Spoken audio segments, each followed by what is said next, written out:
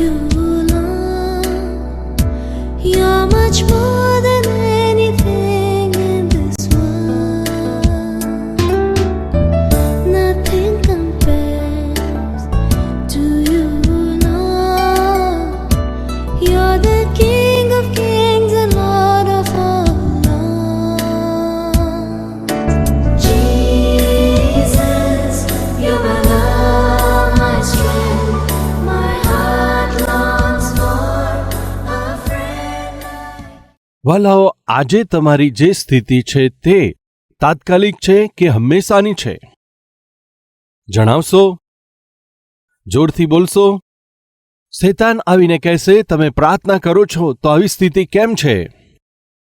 આટલી બધી પ્રાર્થના કરવા છતાં શા માટે બેરોજગાર છો? પ્રાર્થના કરવા છતાં શા માટે તમને સંતાન નથી થયું? પ્રાર્થના કરવા છતાં તમારો પરિવાર કેમ નથી બન્યો? પ્રાર્થના કરવા છતાં સાજાપણું કેમ નથી મળ્યું? આટલી પ્રાર્થના કરવા છતાં શા માટે ઉત્તર નથી મળ્યો? શેતાન આવીને જ્યારે તમને નિરાશ તથા હતાશ બનાવે છે તો આજે મને જવાબ નથી મળ્યો. પરંતુ એક દિવસ આવવાનો છે. તે એક દિવસ આવવાનો છે. આ વાતનો કૃપા કરી દરેક માણસ સ્મરણ રાખજો. દરેક વ્યક્તિ યાદ રાખજો. ફરીથી કહું છું કે હું એક ગાર્ડનમાં બેસીને વિચાર કરતો હતો. હું શું વિચાર કરતો તો જાણો છો? મેં જે પ્રયાસ કર્યા તેમાં હું નિષ્ફળ ગયો છું. તે સમય સુધી અહીંયા મંદિર બનાવવા માટે, ત્યાં મંદિર બનાવવા માટે ઘણું બધું દેવું કર્યું હતું. આર્થિક રીતે સમસ્યામાં હતો. ઘણું દેવું કરી ચૂક્યો હતો. હવે આ દેવું ચૂકતી કરવા માટે એક જ રસ્તો દેખાતો હતો કે હું વિદેશ જઈને 2 વર્ષ નોકરી કરીને પાછા ફરું, દેવું ચૂકતે કરું, સેવકાઈની આવશ્યકતાઓ પૂર્ણ કરું. તે સિવાય મને કોઈ માર્ગ દેખાતો નહોતો. એટલા માટે ઓસ્ટ્રેલિયા જવાનો મેં ઘણો પ્રયાસ કર્યો. તે પ્રયાસમાં વળી ઘણું નાણું ખર્ચાઈ ગયું. ઓસ્ટ્રેલિયા જવા માટે, વિઝા માટે ઘણા પ્રયાસ કર્યા. ત્યાં સુધી આર્થિક રીતે નિર્બળ થયો હતો. દીવામાં આવી પડ્યો હતો. દેવું મેં મારા સુખભોગ માટે નહોતું કર્યું. મેં તો પરમેશ્વરના મંદિર માટે, જમીન ખરીદવા માટે મેં એડવાન્સ આપ્યું હતું. પરમેશ્વર ચોક્કસ આર્થિક રીતે મને પગભર કરશે, જમીનના રેટ વધી જશે. એટલા માટે મેં આવનાર સમયમાં જ્યારે રેટ ખૂબ જ વધી જશે, બની શકે છે એ સમયે હું જમીન ના ખરીદી શકું, મારી પાસે પૈસા નહીં હોય, એમ વિચાર કરીને મેં મારા મિત્રોથી ઉધાર લીધું હતું. પ્રભુ મંદિર માટે જમીન ખરીદવા માટે એડવાન્સ પણ આપી ચૂક્યો હતો. પણ રોજબરોજ દેવું તો વધતું જ ગયું. હવે દેવું ના ચૂકવી શકાય એવી સ્થિતિમાં પહોંચી ગયો. કોઈ પણ રીતે દેવું તો ચૂકતે કરવું છે, કેમ કે તેમને મળું અથવા તેમની સામે જો જઉં તો તેમનું દેવું ચૂકતે કર્યા વગર તેમને મળું તે તો યોગ્ય નથી, એમ વિચાર કરી તેમનાથી દૂર રહેતો હતો. એવા સમયમાં ઓસ્ટ્રેલિયા જવાથી અને થોડા સમય સુધી નોકરી કરવાથી મારું બધું દેવું ચૂકવી શકીશ, કોઈના ઉપર આધાર નહીં રાખવો પડે. થોડું ધન કમાયા પછી પાછા આવીને એક અદ્ભુત સેવા શરૂ કરવી છે, ખબર નહીં, એવા વિચારો એ સમયે મારા મનમાં આવ્યા. ફરીથી દેવું કર્યું.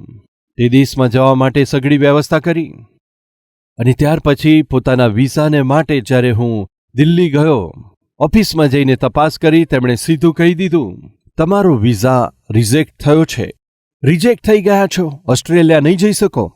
જવાબ આપી દીધો. ખૂબ આશા સાથે હું દિલ્હી ગયો હતો. વિઝા મળી જશે એમ વિચાર્યું હતું. ઓસ્ટ્રેલિયા જઈશ વિચાર્યું હતું. તેના માટે ઘણું દેવું કરી ચૂક્યો હતો. હવે કેવી રીતે હૈદરાબાદ આવું? કેવી રીતે મારું નાણું ચૂકવું? હવે તો દેવું ચૂકવવું અઘરું છે. દેવું ચૂકતે કરવાનો કોઈ માર્ગ દેખાતો નહોતો. 1% પણ મેં મારી જાતને જોઈ ત્યારે તે દિવસે હું મારું સગળું દેવું ચૂકતે કરીશ એ પ્રમાણે મારા મનમાં કોઈ ઉમ્મીદ રહી નહોતી. એવા સમયમાં શૈતાન મને આવીને શું કહે છે તમે જાણો છો? હવે કયું મોં લઈને તું હૈદરાબાદ જઈશ?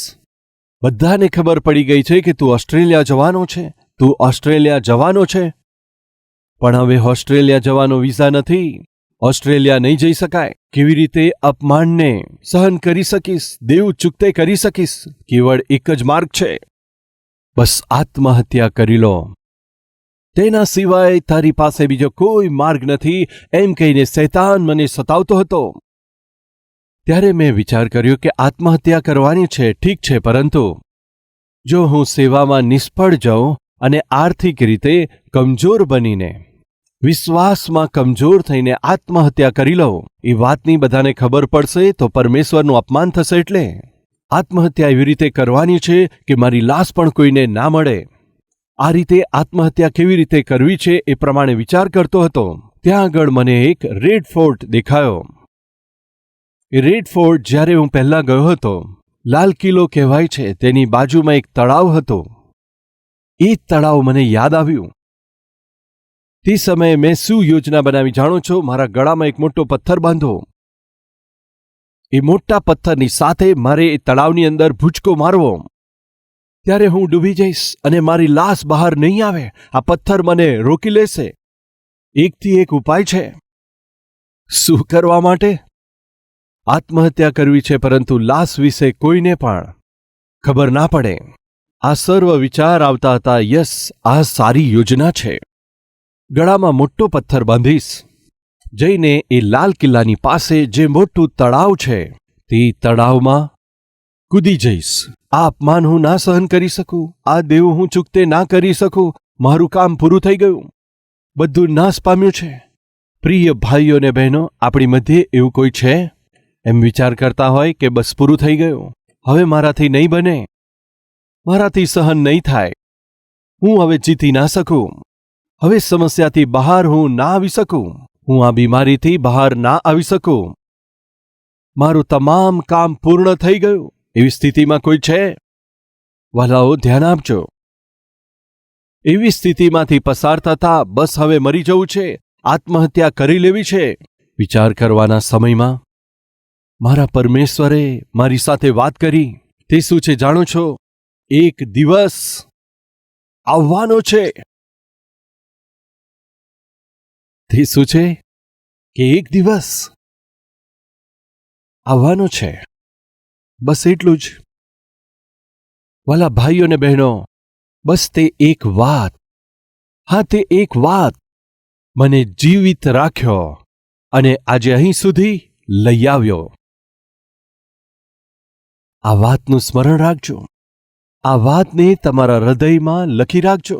શૈતાન તમને આવીને ગમે તેટલું પરીક્ષણમાં નાખે, તમને સતાવે, ગમે તેટલું તમને નિરાશ કરે, તમારું કામ પૂરું થઈ ગયું, આ રીતે તે તમને પરેશાન કરી દે. તમારે શું જવાબ આપવાનો છે? હા, તું જે કહે છે તે સાચું છે, બિલકુલ સાચું છે, ખરેખર. પરંતુ એક દિવસ આવવાનો છે. મારા પરમેશ્વર મને અધિ વધારે આશીષિત કરવાના છે. એ દિવસ આવવાનો છે. જો તમે મને પૂછશો કે બ્રધર કેવી રીતે આ સંભવ બને, તો હું કહીશ, મને જોઈ લો, સમજાઈ જશે. શું મને જોઈને શું તમને સમજાશે? વહાલાઓ, યુસુફના જીવનમાં તેણે જોયેલું સ્વપ્ન કંઈક અલગ હતું, તેના જીવનમાં બનતું હતું તે કંઈક અલગ હતું, તેના જીવનમાં જે ઘડાતું હતું તે અલગ હતું, બધું જ ઉલટું હતું. તેણે જે આશા રાખી, તેણે જે ચાહ્યું તેની વિરુદ્ધમાં જ બધું થતું હતું. પરંતુ તેણે પોતાના ન્યાયપણાને બિલકુલ ના છોડ્યું. શું ના છોડ્યું? પોતાના ન્યાયપણાને ના છોડ્યું. એ જ પરમેશ્વર કહી રહ્યા છે, તને હું ખૂબ જ આશીષ આપીશ, પરંતુ તારે પાપ રહિત જીવન જીવવાનું છે. ત્યાર પછી શું થયું તમે જાણો છો? ઘરની શેઠાણીએ પરીક્ષણમાં નાખ્યો, પાપ કરવા માટે તેને લલચાવ્યો. તો પણ યુસુફે પાપ કર્યા વગર ત્યાંથી ભાગી જવાને કારણે તેને શું કરવામાં આવ્યું? કઈ શિક્ષા કરી?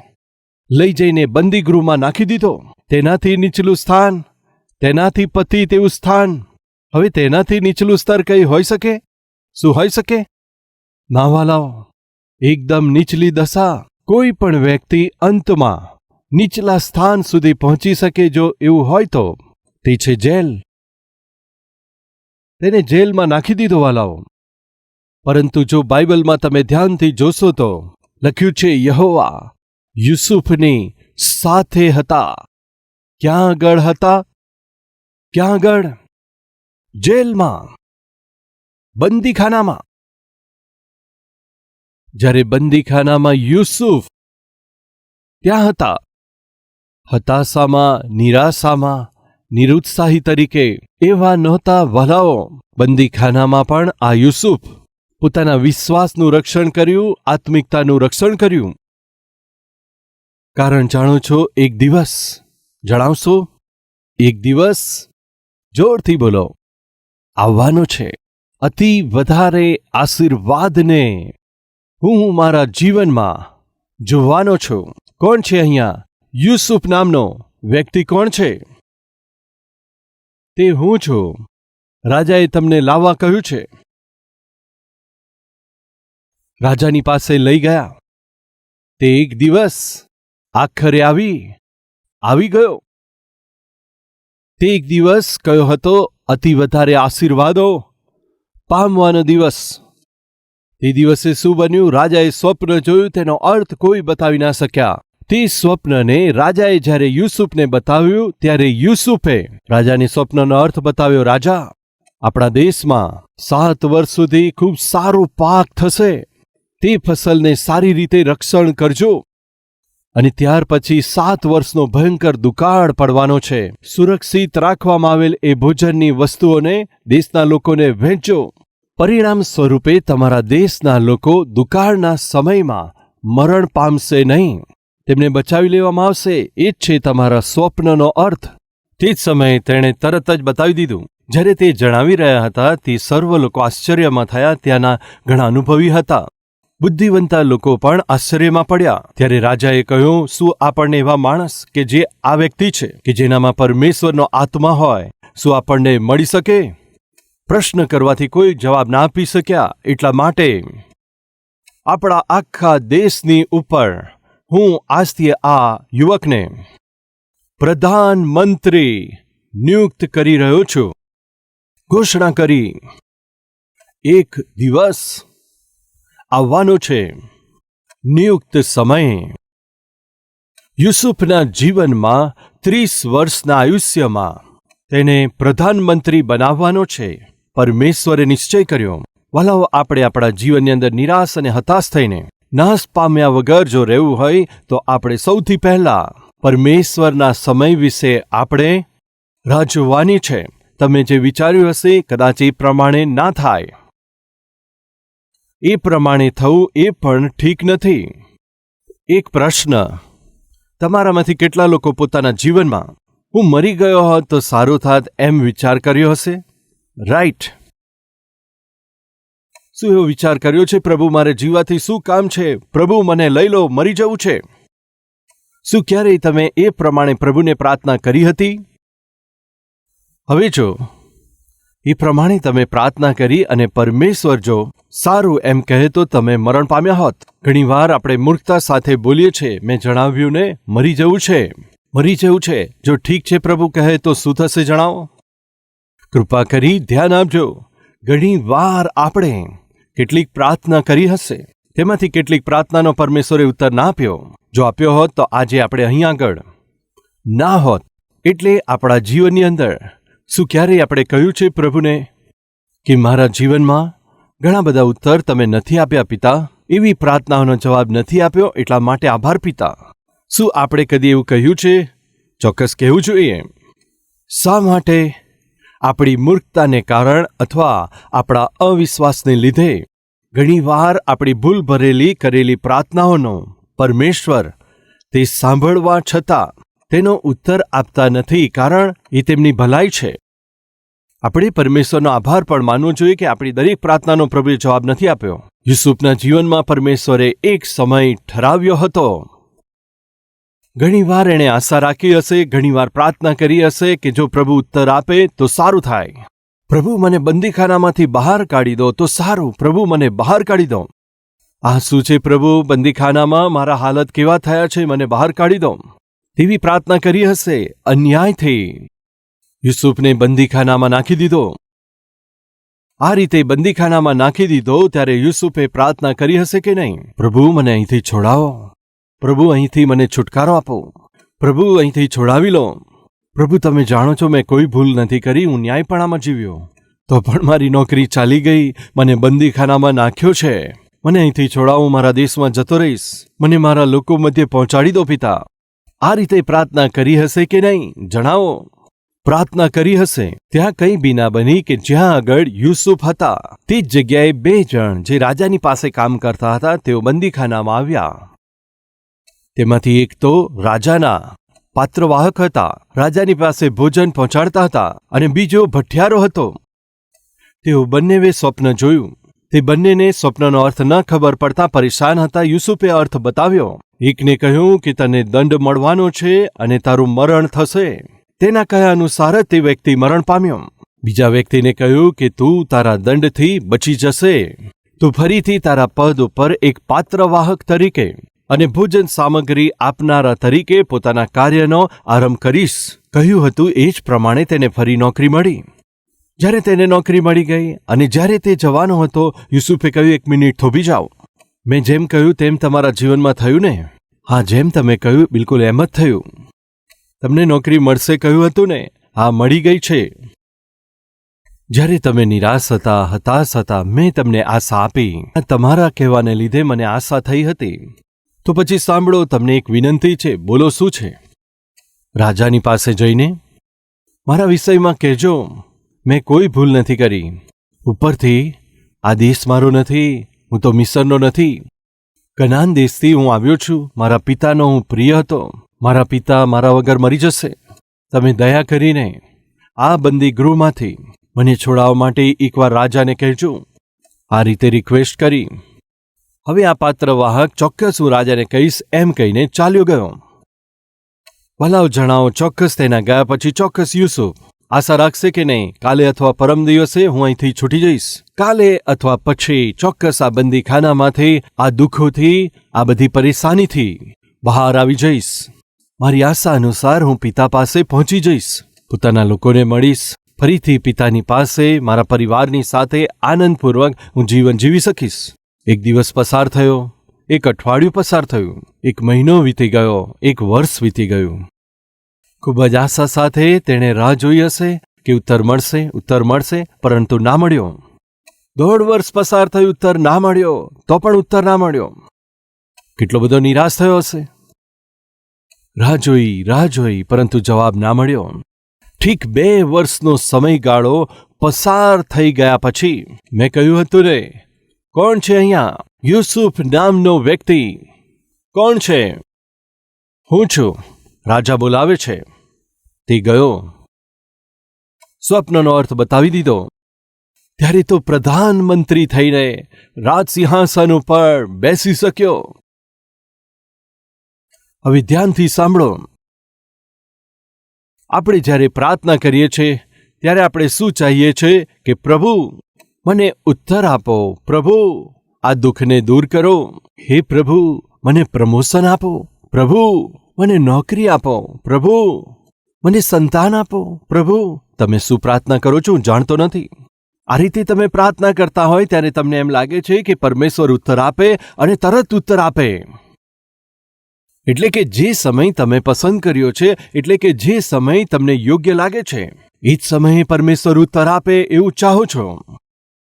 હવે જો પરમેશ્વર સાચે તમારા સમય પ્રમાણે જો ઉત્તર આપે તો શું થશે જાણો છો? કેટલું નુકસાન થશે જાણો છો? કેટલું તમે ગુમાવશો જાણો છો? તમને સમજાય એ રીતે હું જણાવીશ. વાલાઓ, યુસુફે બંદીખાનામાંથી જતા સમયે પાત્રવાહકને કહ્યું કે રાજાને કૃપા કરી જણાવજો. ચોક્કસ જણાવીશ, કાલે જ જણાવજો, અથવા 1 અઠવાડિયામાં બતાવી દેજો. હા, ચોક્કસ જણાવીશ. આવો કલ્પના કરીએ, આ પાત્રવાહક ગયા પછી 1-2 અઠવાડિયા પસાર થયા પછી રાજા તમને એક વાત કહેવાની છે. શું કહેવું છે? રાજા, મેં બંદીખાનામાં એક સ્વપ્ન જોયું. સ્વપ્નનો અર્થ એક યુવકે મને બતાવ્યો. કહ્યું કે હું છૂટી જઈશ. કેવી રીતે જણાવ્યું? તે વ્યક્તિમાં પરમેશ્વરનો આત્મા હતો, એટલા માટે તે વ્યક્તિ બતાવી શક્યો. રાજા, મારી એક વિનંતી છે. તે શું છે? તેણે વાસ્તવમાં કોઈ ભૂલ નથી કરી. તેણે કોઈ પાપ નથી કર્યું. ઉપરથી તે એક વિદેશી છે, પરદેશી છે. અન્યાયથી તેને આ બંદીખાનામાં નાખ્યો છે.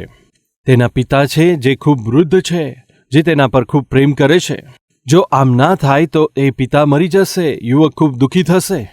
વાસ્તવમાં તો તેણે કોઈ ભૂલ કરી નથી. અન્યાયથી આ બંદીખાનામાં નાખ્યો છે. કૃપા કરી મારી વિનંતી સાંભળીને તે છોકરાને બંદીખાનામાંથી છોડાવી દઈને તેને તેના દેશમાં મોકલી આપજો, પ્લીઝ રાજા. આ રીતે કહ્યું હશે, આપણે વિચાર કરીએ છીએ.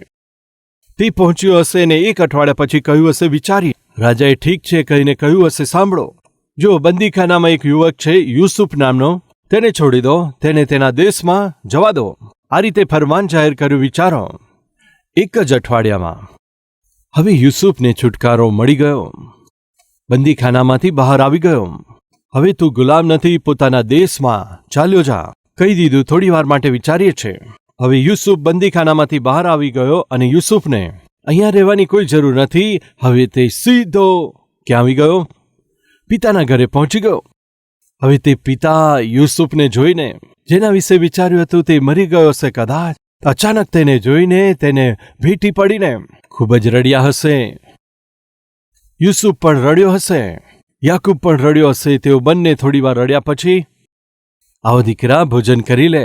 જે પિતા, ખૂબ જ ભૂખ લાગી છે, પિતા દૂરથી આવ્યો છું, સારું ભોજન કર્યું, રાત્રે સૂઈ ગયા. સવારે ઉઠ્યા પછી, પિતાજી બોલો, હું શું કરું? કરવાનું શું છે? સામે જે દેખાય છે ને એ ઘેટા બકરા અને તે જાનવર, તે લઈ જઈને ચરાવજે. એમ કહેતા કે નહીં કહેતા? ત્યારે યુસુફ શું બન્યા હોત જણાવશો? હેલો, યુસુફ શું બન્યા હોત? એક ઘેટા પાળક. ક્યારે? આશા અનુસાર, તેના સમય અનુસાર જો તેને જવાબ મળી ગયો હોત તો તે એક ઘેટા પાળક બનીને એટલું જ થયું હોત. 1 અઠવાડિયામાં, 2 અઠવાડિયામાં જો જવાબ મળ્યો હોત તો તે સીધો ઘરે ચાલ્યો ગયો હોત અને ઘેટા પાળક બની ગયો હોત. પરંતુ તેના સમય અનુસાર ના થઈને પરમેશ્વરે ઠરાવેલા સમયમાં જવાબ મળવાથી યુસુફ કેવળ ઘેટા પાળક નહીં, પરંતુ દેશ ઉપર શાસન કરનાર પ્રધાનમંત્રી બનવાનો આશીષ પામ્યો. હવે મારો પ્રશ્ન છે, આપણા સમય અનુસાર પરમેશ્વર ઉત્તર આપે તે સારું કહી શકાય, કે પછી પરમેશ્વરના સમયની ધીરજથી રાહ જોવી તે સારું કહી શકાય? હેલો, શું કહેશો? હા, પરમેશ્વરના સમયે ઉત્તર મળે તે જ સારું હશે એમ કહેનારા જોરથી તાલી પાડશો. એટલા માટે હું જણાવું છું કે શૈતાન આપણા વિશ્વાસના જીવનમાં, વિશ્વાસની યાત્રામાં આપણને નિરાશ અને હતાશ બનાવવા માટે, આપણને વ્યાકુળ બનાવવા માટે, આપણે પોતાની જ નફરત કરીએ, પરમેશ્વર ઉપર નારાજ થઈ જઈએ. આપણા જીવનને પરમેશ્વરથી દૂર કરવાની પ્રક્રિયામાં તે જે કંઈ કામ કરે છે તેનો સામનો કરવો હોય તો વિશેષ સ્વરૂપે જ્યારે તમે પરમેશ્વરને પ્રાર્થના કરો છો, વિનંતી કરો છો, ઉત્તર પામવાની આશા રાખો છો, પણ જવાબ ના મળે જે પ્રમાણે મેં કહ્યું, ત્યારે ખોટા વિચાર આવે છે. હવે મારું કામ પૂરું થઈ ગયું, હવે મારું કશું સારું નહીં થાય, મારું જીવન તો વ્યર્થ છે, મારા માટે મરી જવું સારું છે. એ સર્વ શૈતાન દ્વારા લવાતા વિચાર છે. પરંતુ મારે ને તમારે એક સચ્ચાઈ જાણવાની છે, અને તે શું છે કે એક દિવસ આવશે. તે દિવસ આવે ત્યાં સુધી આપણે શું કરવાનું છે? બોલો જોરથી. વિશ્વાસમાં કમજોર ના થઈને, વિશ્વાસમાં નિરાશ ના થઈને, પરમેશ્વરની તરફ બસ જોતા તે દિવસ સુધી આપણે રાહ જોવાની છે. તેના પરિણામે અતિ અધિક આશીર્વાદ આપણા જીવનમાં જોઈ શકીશું. વિશ્વાસ કરનાર મારી સાથે મળી પ્રાર્થના કરશો.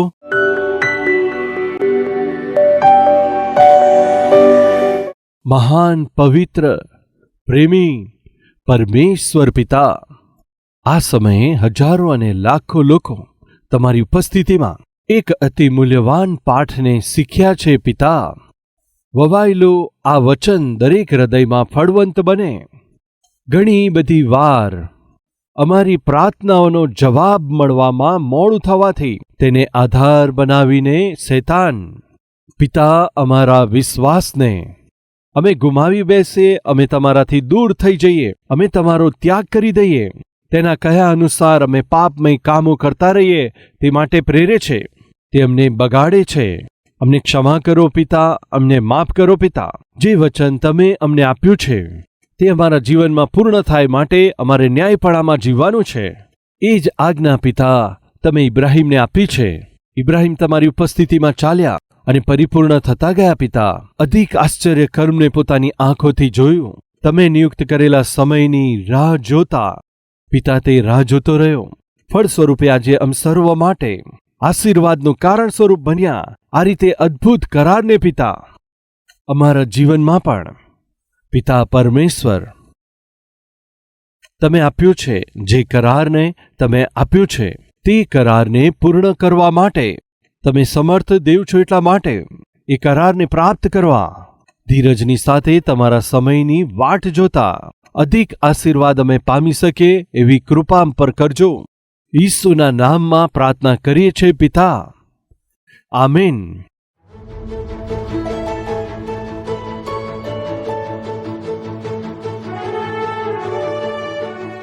પ્રભુમાંથી પ્રિય ભાઈઓ તથા બહેનો, આપ સર્વને સાલોમ. તમને સારું છે? કલવરી અવાજ 2003માં પ્રારંભ થયો અને આજે 2023માં 20 વર્ષ થઈ ગયા છે.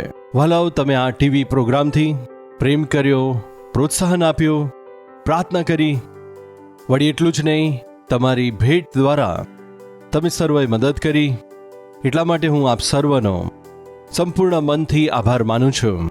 આજે આ કાર્યક્રમ દ્વારા હજારો અને લાખો લોકો સુધી જીવિત પરમેશ્વરના અદ્ભુત સુવાર્તાને પહોંચાડવા માટે તમારા દ્વારા થયેલી સહાયતાને માટે હૃદયથી આભાર માનું છું. એ સમયે અમારો આ કલવરી અવાજનો કાર્યક્રમ કેવળ હિન્દીમાં જ નહીં, ભારત દેશમાં બોલાતી ભાષાઓ, દરેક મુખ્ય ભાષાઓમાં પ્રભુ ઈસુની સુવાર્તાને અમે પહોંચાડી શકીએ મહેનત કરીએ છીએ. એ જ પ્રમાણે દરેક મહિને લગભગ 650 ટીવી કાર્યક્રમોને પ્રસારિત કરીએ છીએ.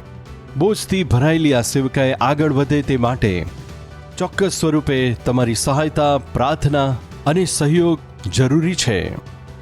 એક કાર્યક્રમના પ્રસારણ માટે જુદી જુદી ચેનલ અનુસાર 20,000, 30,000, 40,000, 50,000 સુધી એક કાર્યક્રમ માટે ખર્ચ કરવો પડે છે. જો પ્રભુ તમને પ્રોત્સાહિત કરીને આ ટીવી કાર્યક્રમની મદદ કરવા માટે તમારા મનમાં બોજ આપે તો નિશ્ચય પ્રાર્થના કરીને આ સેવકાઈમાં મદદ કરજો. હું ચાહું છું વાલાઓ, હૈદરાબાદમાં દરેક શનિવારે થનાર સ્પોન્સર મીટિંગમાં તમે પણ સામેલ થઈને તમારા પરિવાર તરફથી એક ટીવી કાર્યક્રમની સહાયતા કરવા દ્વારા સુવાર્તાને લાખો લોકો સુધી પહોંચાડો. હું વિનંતી કરું છું વાલાઓ, આ સપ્તાહમાં પરિવારમાં શું કોઈનો જન્મદિવસ છે અથવા પરમેશ્વરે તમારા જીવનમાં કોઈ શુભ કાર્ય કર્યું છે, તમારી પ્રાર્થનાનો જવાબ આપ્યો છે? જો આપેલ છે તો તમે ધન્યવાદી થઈને કલવરી અવાજની સહાયતા કરશો. અથવા પરમેશ્વરે સંતાનનો આશીષ આપ્યો, તેમનું નામકરણ કરવાનું હોય, અક્ષર અભ્યાસ કરવાનો હોય, મોં મીઠું કરાવવાનું હોય, આ શુભ કાર્યોમાં મારા હાથો દ્વારા જો તમારા બાળકોના જીવનમાં કરાવવાની આશા રાખો છો, શનિવારે કલવરી અવાજ ટીવી કાર્યક્રમની સહાયતા કરીને તમારા જીવનના શુભ કાર્યોને મારી સાથે સેલિબ્રેટ કરવા માટે આપ સર્વને હું પ્રેમથી આહ્વાન આપું છું. એટલે કે મારા પરિશ્રમમાં તમે પણ સહભાગી થઈ જાઓ અને સુવાર્તાને વહેંચો અને તમારી ખુશીમાં હું સહભાગી થાઉં. તમારી ખુશીને સંપૂર્ણતા મળે. મનથી પ્રાર્થના કરતા આ અદ્ભુત પરમેશ્વરની સુવાર્તાને સંસાર સુધી પહોંચાડવાની સેવામાં તમારી પ્રાર્થના અને પ્રોત્સાહનની અપેક્ષા રાખતા પ્રભુમાં આપના પ્રિય સતીશ કુમાર.